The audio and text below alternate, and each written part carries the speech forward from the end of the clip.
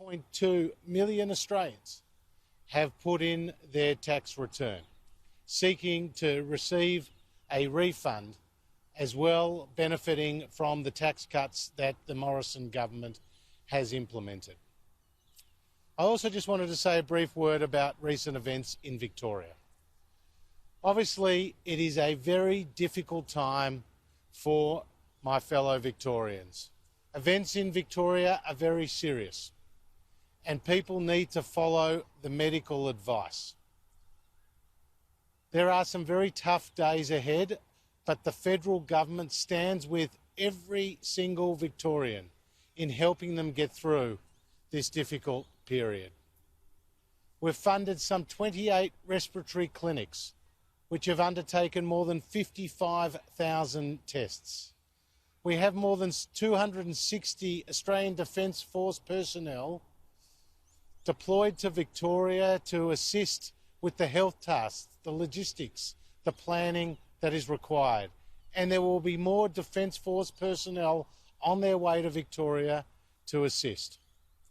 We have more than 800 Commonwealth officials who are also working in Victoria on the various health tasks and community engagement tasks with their Victorian counterparts.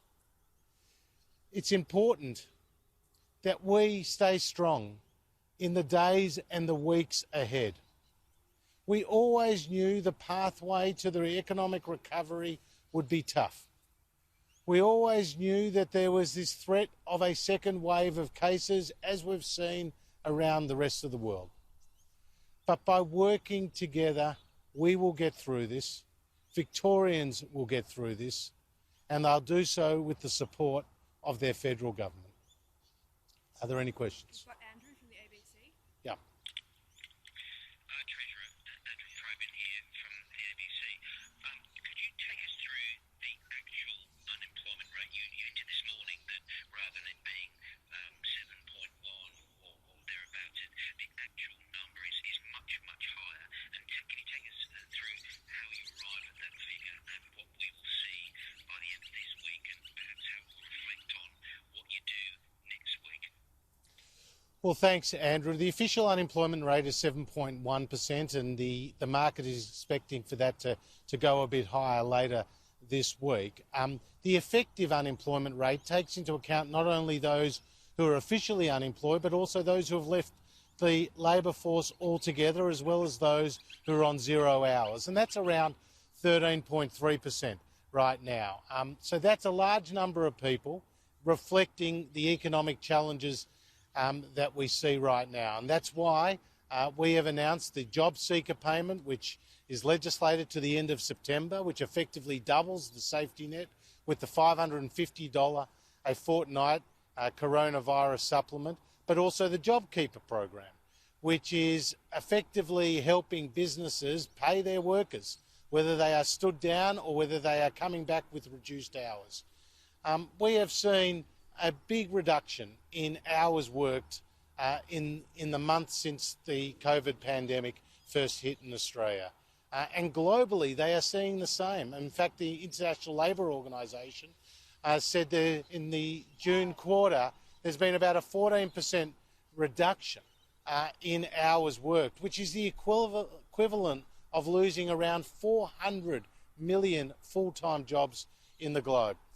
Around the globe, and that just reflects the enormous economic challenge that we face and the impact it's having on the unemployment rate. Next we've got Pat Cummins from the AFR. Thanks, Pat. Thanks, Tricia. This is Patrick Cummins from the Australian. Given a vaccine could be years away, or at least quite a long way away, we have expected these second outbreaks. Can the country really afford the kind of lockdown we are seeing in Victoria every time we have an outbreak? Isn't this just unsustainable looking at it over the next couple of years? Well, we've got one country and two stages right now. We've got Victoria, which has been going into lockdown, and other states, Queensland, New South Wales, Western Australia, South Australia, Tasmania, they've been opening up, benefiting from the suppression of that curve. So the reality, and it's a harsh reality, is that we are going to see more cases. that is what other countries have seen, and that is what Australia is now seeing. So we're going to have to live with the COVID pandemic for some time to come. And it means modifying the way we live and we operate and we engage with others. It means following the medical advice and the social distancing requirements and putting in place effective quarantine measures as well as testing and tracing processes. So we're going to have to live with the COVID pandemic and we're going to have to accommodate the requirements accordingly. That means there are difficult, tough days ahead, but we will get through this and we will have success in suppressing the curve just as we did earlier this year. Thank you. Katrina. Katina from AAP. Yeah. I think you mean that to me. Yeah. Yep.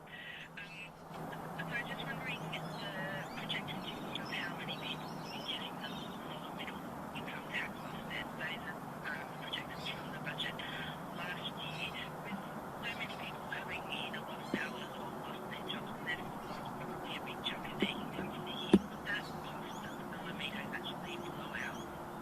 Well, those numbers may change. We'll see it when people put in their tax returns, but the key point here is that people will benefit from that low and middle income tax offset up to $1,080, and those who have been earning between $48,000 and $90,000 will get that full benefit of the tax offset, and those who have been earning a little bit less than $48,000 or a little bit more than $90,000 in that range, from $37,000 to $126,000, will get a part of that low and middle income tax offset. But this is money that will come to people at a very difficult time.